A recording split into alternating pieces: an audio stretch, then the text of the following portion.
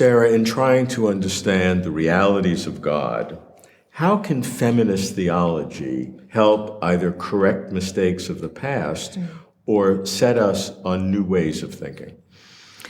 Let's start with some of the profoundest difficulties in the churches in our generation. I think historians are going to look back at the very end of the 20th century and the beginning of the 21st century and say, why were those churches splitting apart over homosexuality, clergy sex abuse, and the issue of women in positions of authority in the churches? Those are the issues that are going to look staggeringly obsessive in our churches at the moment. What's going on? It strikes me that the kinds of feminist theology that have been so far dominant, and there have been many different types in the latter part of the 20th century, have not yet really got to the root issue, which is the issue that pulls together these very different debates. After all, paedophilia is not the same thing as the issue of homosexuality in general, which is not the same thing as the issue of women's authority. And the underlying issue for me, which animates a lot of my own theology, is what is the relationship between desire, gender, and sexuality? And how do these feature in our doctrinal system, in our, as it were, whole ecology of belief in the churches? Why is it that, for instance, conservative Roman Catholics think that if a woman gets up at the altar and celebrates the mysteries, the whole world will be cosmologically disturbed? I mean, and don't laugh, this is, a genuine belief. And it's not a stupid belief, actually. These are profoundly held concerns about how sexuality, which is a modern word, relates underlyingly to all our desires in general. So my insight here, which I hope might be contributory to some kind of rethinking of these issues within the church, is to press the question, where does gender lie in relation to a deeper question about desire?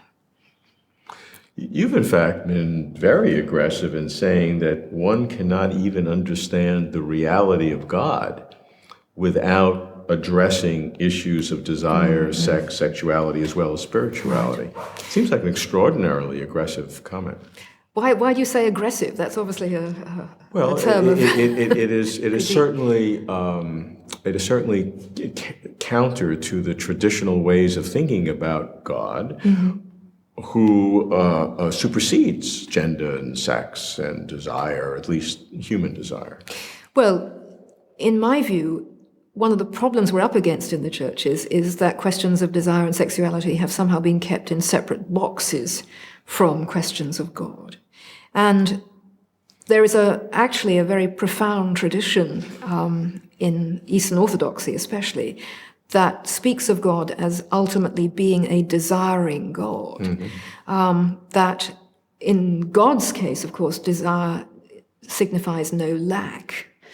But if you come at the ontological question of God as fundamentally the proper form of desire as being found in God, then desire in us is, as it were, the precious clue woven into our existence that draws us back to God. I can follow that. Then the big question becomes, how is that, as it were, proto-desire or primal desire related to what we now call sexuality on the one hand or gender on the other? And in my view, that deep desire that's woven into our existence, that comes from God, that makes us in the image of God, is what we need to attend to. Questions of sexuality, which are, as it were, abstracted from divine desire, are, in my view, a sort of modern aberration to try and think about sexuality and its fulfillment without thinking about God. On the other hand, in terms of gender, I think that we have lost touch with a deep vein of wisdom that again goes right back into the earliest ascetic forms of Christianity, in which questions of maleness and femaleness are actually strangely fluid, over time in relationship to that more profound understanding of desire that we find in God. So our obsession with getting everything absolutely sorted out in terms of heterosexual versus homosexual or male versus female may be stuck in kinds of boxes which are much more modernistic than we are aware of. So thus, can you say that feminist theology, by seeing desire, gender, sexuality, give us not just solutions to church problems today, which to me are important sociologically, but have little meaning ontologically about the nature of reality.